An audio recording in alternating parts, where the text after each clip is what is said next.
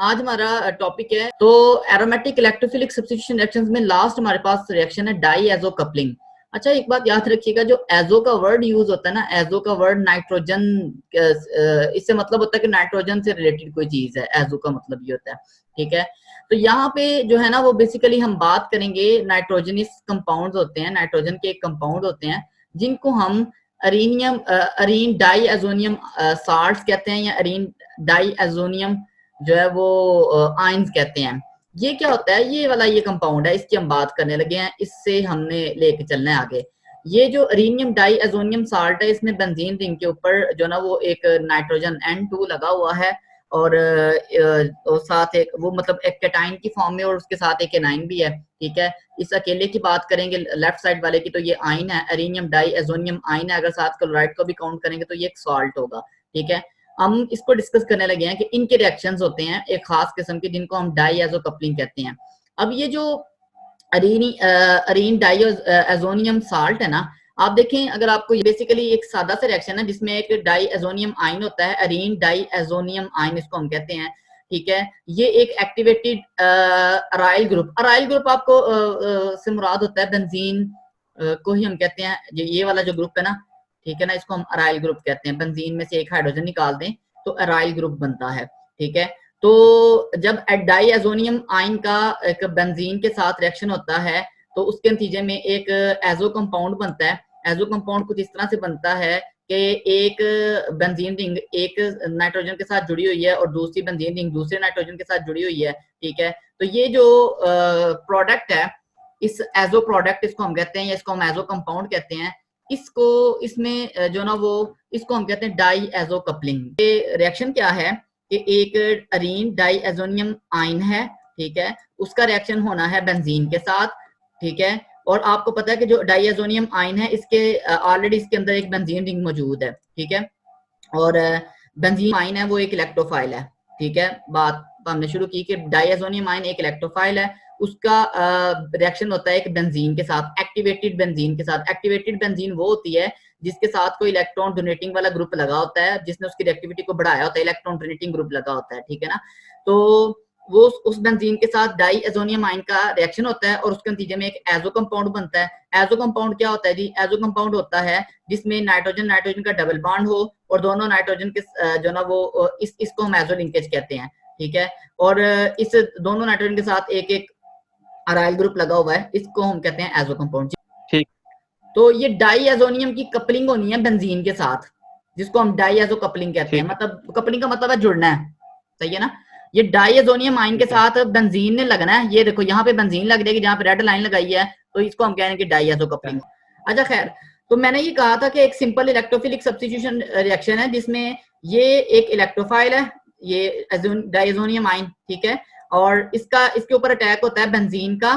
ठीक है, और उस अटैक के नतीजे में एक डाई एजो कपलिंग होती है, एक और बेंजीन साथ जुड़ जाती है। तो ये एक सिंपल एक डेफिनेशन थी डाई एजो कपलिंग रिएक्शन का, एक सिंपल सा हमने देखा कि इसमें होता क्या है, एक्चुअली क्या होता है। ठीक है, अच्छा जी, तो अब एक्चुअली इसमें जो दोबारा इसके मैकेनिज्म पे डिटेल में हम आते हैं, उससे पहले थोड़ा सा हम पढ़ेंगे कि जो डाईएजोनियम साल्ट है वो कैसे बनते हैं। ठीक है, तो जो अरीन डाईएजोनियम साल्ट्स होते हैं ना, ये हम एक प्राइमरी एरोमेटिक पहले एक अमाइन बनाते हैं, मतलब अमोनिया का ग्रुप जो ना वो इंट्रोड्यूस करवाते हैं बेंजीन के साथ, वो इजीली सब्स्टिट्यूशन रिएक्शन हो जाता है।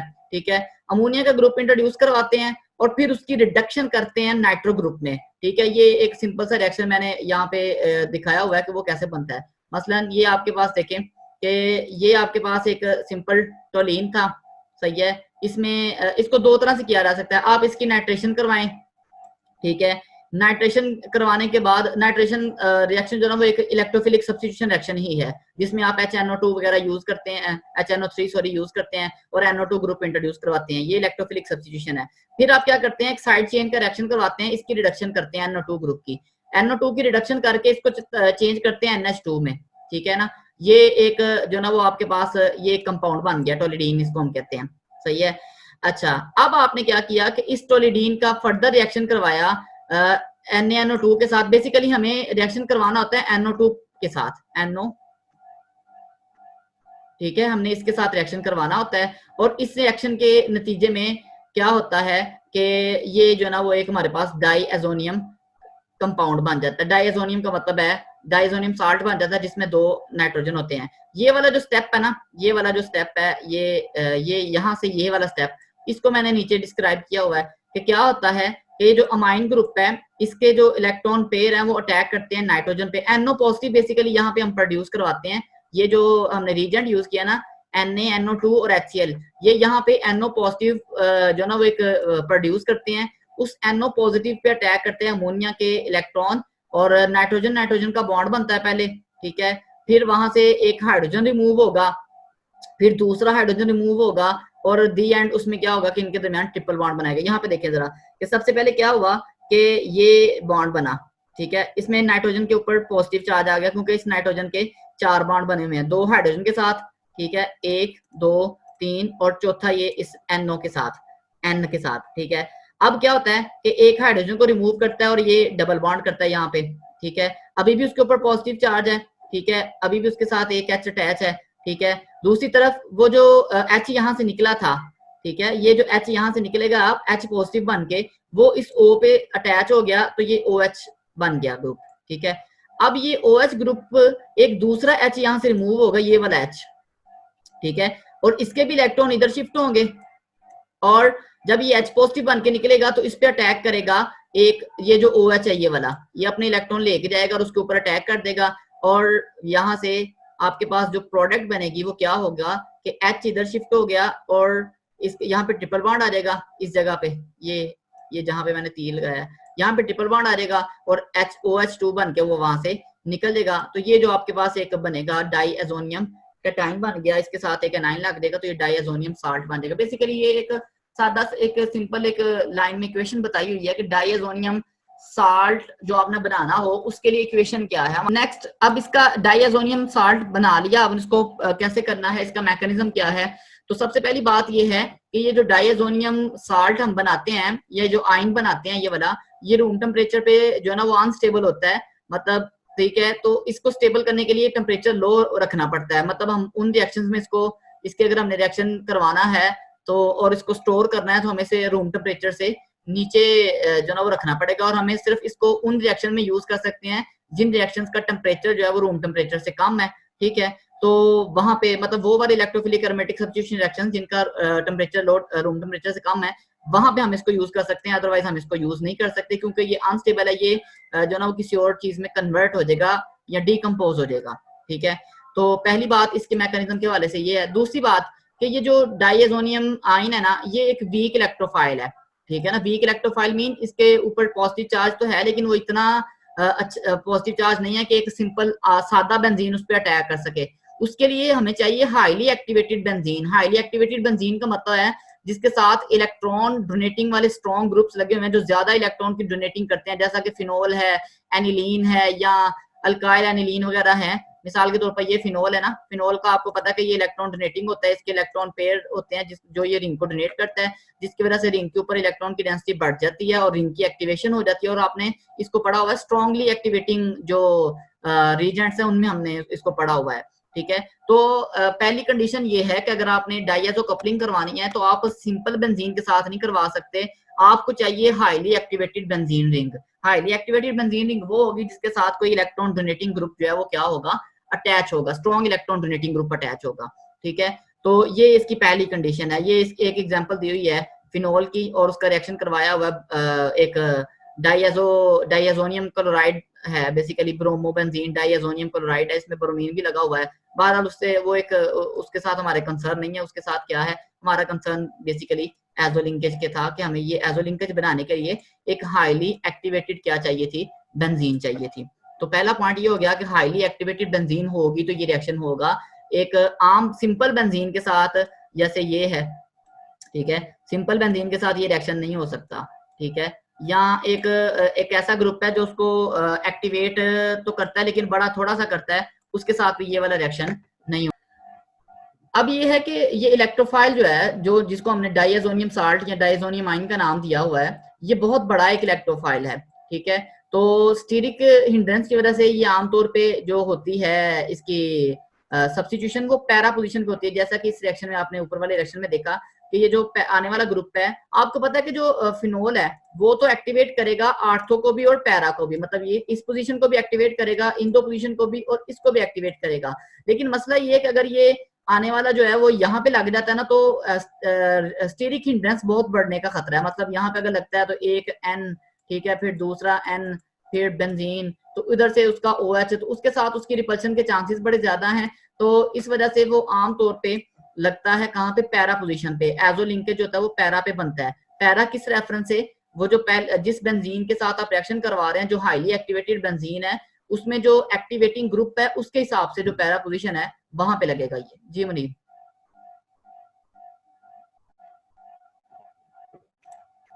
इसमें जो ब्रोमीन या अगर इसके साथ कोई भी और कंपाउंड लगा होगा तो वो क्या रिएक्शन को इफेक्ट करेगा? जाहिर है ब्रोमीन जो है ना वो वीकली है, डीएक्टिवेटिंग है, ठीक है ना, तो वो करता है। लेकिन जाहिर है कि ये जो है ब्रोमीन का डीएक्टिवेटिंग इफेक्ट इस रिएक्शन को फेवर दे रहा है। वजह, क्योंकि ये एक इलेक्ट्रोफाइल है जिसमें इलेक्ट्रॉन की कमी है, और ब्रोमीन इसमें इलेक्ट्रॉन की कमी को मजीद बढ़ा रहा है अपनी तरफ इलेक्ट्रॉन खींच के इंडक्टिव इफेक्ट के जरिए, ठीक है। तो अगर देखें, अगर ब्रोमीन दूसरी तरफ होता ना, अगर ब्रोमीन यहाँ पे होता तो ये रिएक्शन नहीं था हो सकता, सही है। लेकिन ब्रोमीन जो है वो कहाँ पे मौजूद है, डाइएजोनियम पे मौजूद है, ठीक है। तो वहां पे ब्रोमीन रिएक्शन को फेवर कर रहा है, उस पे पॉजिटिव चार्ज को बढ़ा रहा है, मजीद बढ़ा रहा है, सही है ना। तो वो ब्रोमीन का यहाँ पे इफेक्ट पॉजिटिव सेंस में है। अगर CH3 लगा होगा तो फिर वो रिएक्शन नहीं होगा ब्रोमीन की जगह पे? ब्रोमीन की जगह पे अगर CH3 लगा हो जो वो एक्टिवेटिंग ग्रुप उसको है, स्लो डाउन कर देगा ना, वो इलेक्ट्रॉन की डेंसिटी डोनेट कर रहा है।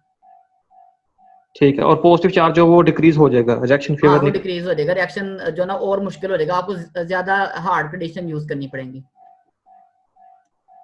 अच्छा जी, उसके बाद ये है कि हाँ, अगर ऐसा है कि पैरा पोजीशन पहले से ऑक्युपाई हुई है, ठीक है, तो फिर ये ऑर्थो पे भी लग सकता है। कह रहे थे अगर पैरा पोजीशन पहले से ऑक्युपाई है, मिसाल के तौर पर यहाँ पे पहले से ही फिनोल लगा और मिथाइल ग्रुप लगा हुआ है, तो फिर जो इसकी जो होगी कपलिंग, वो पैरा की बजाय आर्थो पे होगी, क्योंकि होनी या आर्थो पे या पैरा पे। अगर आर्थो, अगर पैरा फ्री है तो पैरा पे ही होगी, आर्थो पे नहीं होगी, क्योंकि स्टीरिक हिंड्रेंस की वजह से आर्थो वाला अनस्टेबल होगा। लेकिन अगर पैरा ऑक्युपाइड है तो फिर और कहीं जगह नहीं है, तो फिर जो है ना वो कपलिंग कहाँ पे होगी जी, आर्थो पोजीशन पे होगी, मैकेनिज्म के वाले से। ये एक और इसकी एग्जांपल दी हुई है, ठीक है। ये एक स्ट्रॉन्ग एक्टिवेटिंग ग्रुप है, dimethyl aniline, N dimethyl aniline, ठीक है। तो इसके साथ जो ना वो डाइयाजो कंपाउंड कैसे बनता है, ये डाइयाजो कपलिंग कैसे होती है वगैरह, तो ये एक उसका मैकेनिज्म अगेन वही सेम सारा कुछ, कि ये बेंजीन के इलेक्ट्रॉन इसके ऊपर अटैक करते हैं, ठीक है। उसके नतीजे में ये इंटरमीडिएट बनता है एक कार्बोकेटाइन वाला, ठीक है, और फिर इसमें से हाइड्रोजन रिमूव होता है, और इस तरह से एक डाइएजो कपलिंग के नतीजे में एक नया कंपाउंड बन जाता है, ठीक है। तो ये इसका सिंपल सा जो था वो क्या था, एक रिएक्शन का मैकेनिज्म जो हमने 2-3-4 दफा पढ़ लिया।